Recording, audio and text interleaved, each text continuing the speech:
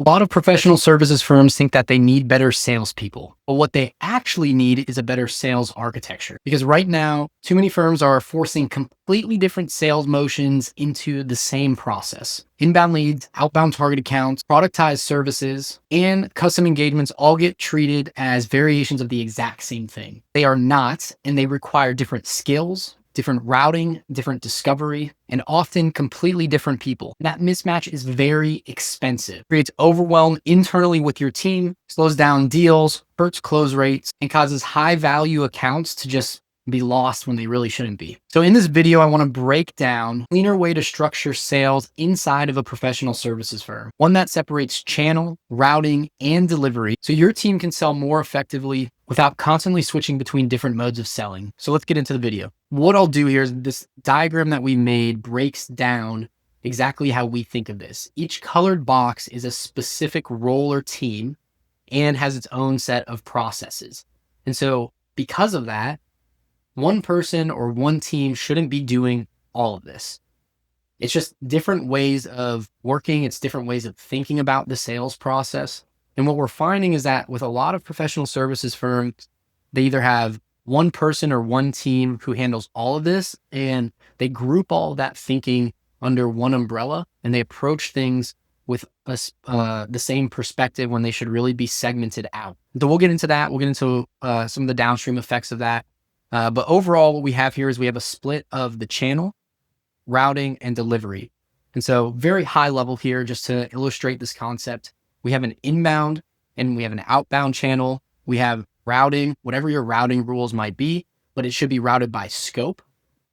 And then we have the delivery over here, which is broken into productized and custom. So once again, each of these colored boxes represents a specific role or team and its own processes. And that's very important because when you think about how you deliver your services, there are going to be two big buckets that falls into. One is going to be more of a productized approach. So this is fixed fee. The scope is often very similar. How you deliver it is as similar as possible across clients. And it takes much less expertise from a person who's done it a very long time in order to understand what's going on, in order to deliver a high quality product. So a lot of times we can think of maybe from a marketing agency standpoint, you'll have very specific SEO type packages or very specific website type packages. Obviously, there are customized versions of that, but you most likely have one that you can just churn out really quickly and really consistently. So those fall more into the productized space. And then everything else that requires someone with expert knowledge of a specific craft, that falls into more of the custom bucket there. So you have to get the engineering on the call with sales, or sales has to be very knowledgeable about the expertise in order to scope out what that project and engagement actually looks like.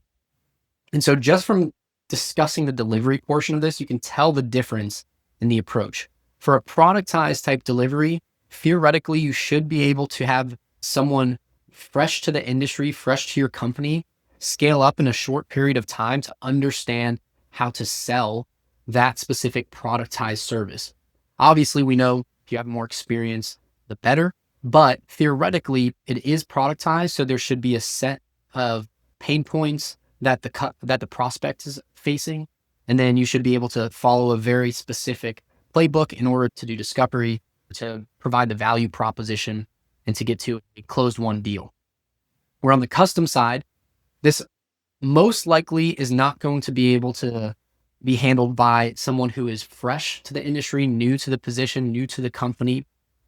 They're going to have a deep understanding of who they're working and selling with. And then they're going to have to bring in other team members who are experts in order to get down into the nitty gritty and finalize that contract to get signed. So two very specific different types of selling that we see a lot of professional services firms group into one. You'll have someone senior who's doing both the productized selling and the custom selling, or you're trying to delegate your sales responsibilities across the team. And so you have a founder that just moved out of sales or a technical expert that just moved out of sales, and now you're trying to train someone new on it. And so you're failing on this custom project type scoping. So those are the problems that surface, and that's why they're so different and why we have to think of these differently here. And then the other box here we have is target accounts. And so the reason why we have this as separate is because the inbound type requests that you get, whether it doesn't matter what channel of inbound, it's a very different selling motion compared to someone who's doing a target account approach. And so going from a seller who is getting people coming into the process by opting in, by following the journey of your professional services firm, however they get in there, is very different from reaching out to a target account, trying to build a relationship from scratch, get their interest, show them that you know them, and then get them into the actual pipeline. So it's very different for a salesperson to have a meeting where someone is inbound and trying to sell that compared to someone who is then trying to pursue a person who has no indicated interest in your company. And so we like to split that out because those should be different roles. They should be different teams and they should be different processes. Obviously, they all fit under sales, but it's an important distinction because I know this myself as a founder who is growing an agency and doesn't have dedicated salespeople for each of these functions. It is a very difficult job and makes me less effective when I have to switch between productized, custom, and then outbound type motions. So as you have the resources, as you grow, as you hit the $20 million mark or higher, and you still have a singular team doing the selling, you probably have a founder still involved, or at least a very early employee who's now an executive, you should start looking into splitting things out into these different categories. Now, going back to the beginning of the diagram here, another thing that I want to point out is how this interacts. And this is how we actually build stuff for our clients because this is how we're thinking about the overall flow. For inbound, no matter what comes in, we're qualifying it, obviously, right? We're doing lead scoring off of that. And we're seeing if this actually should be a target account. And so while that inbound lead is routed, it's routed by the intent that they come in through. If you have someone who can handle the qualification of why they're reaching out, that's always ideal. And so if they can screen them to understand exactly what they're looking for, then you can route them to the correct team or person for either a productized type sales process or a custom type sales process instead. Obviously, if we can go upstream and understand that without having to have a person screen them, then that is better. If we can have them route to specific forms so we know their intent, if we can collect information on those forms to understand what they are looking for so we can route them, that's always better. But ultimately, we are still looking and qualifying. And if this is a very high fit account, our ideal dream customers would be in the top 100 accounts that we would pursue, then we are also tagging the target account team to be involved in that because this can be a more catered process so that a relationship is built throughout the sales process in order to expand that relationship as much as possible. So let's say, for example, you're looking for very specific people. Maybe you market in healthcare and you have enterprise healthcare organizations that you're looking to target. They're your best fit customers. They're based in Florida.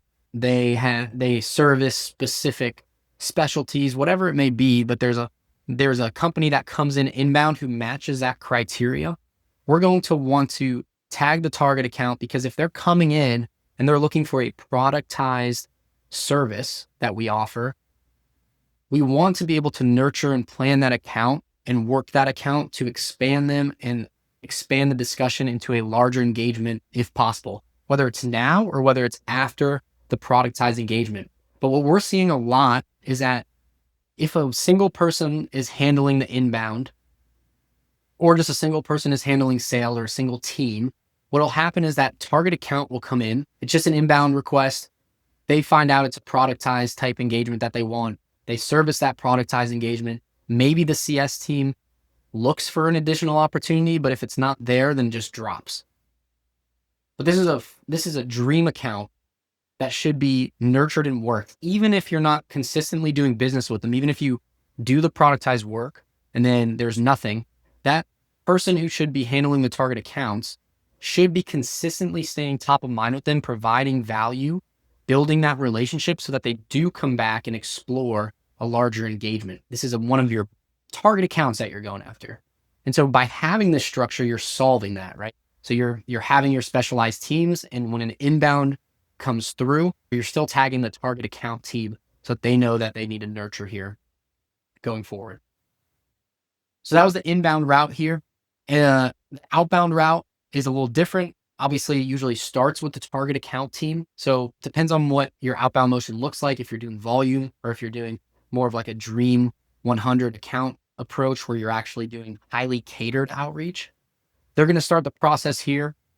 And then depending on what type of responses they get, you're still going through the same routing process here by the scope.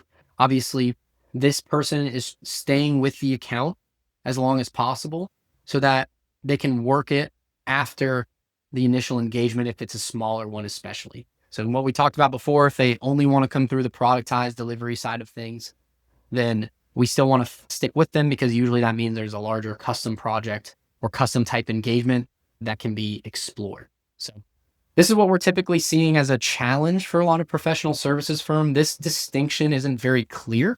And so everything just comes in, doesn't get routed by scope. It routes by geography or just by whoever's available. And so this is a more intentional way to do it. It trickles down into everything. So it trickles down into your actual processes and handoffs, your pricing model. It trickles into your CRM and everything else connected with revenue operations, even from the finance side as well. So just a really critical way of thinking about how you're doing sales, making sure you're not bucketing people into just one giant bucket and everyone's handling that same bucket. It just doesn't do a great job and it doesn't optimize your actual conversion rates here.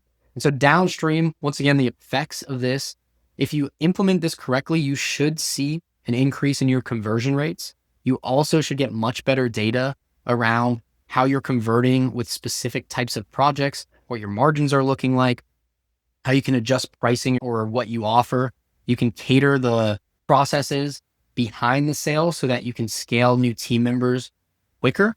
And so there's just all these downstream effects of making sure that the organization is set up correctly and you're thinking about the selling process and what you do correctly. So the other thing to mention here is that sometimes we do see mid-market professional services firms that'll be only in one of these buckets, productized or custom.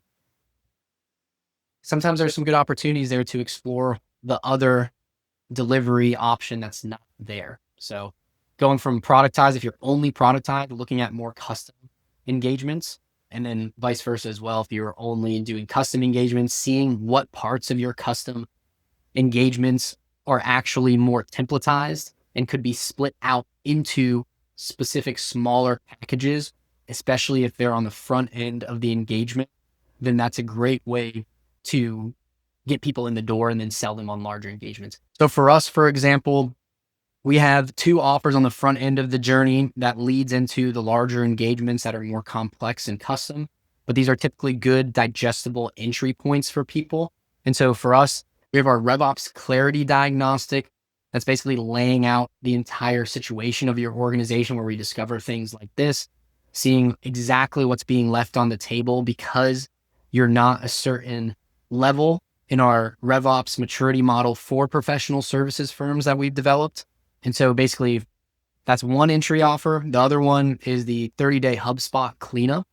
And so another productized one that often leads to success because people see the payback immediately. We're able to deliver that very effectively and at good margins for ourselves. And then that leads into other discussions around more custom engagements longer term.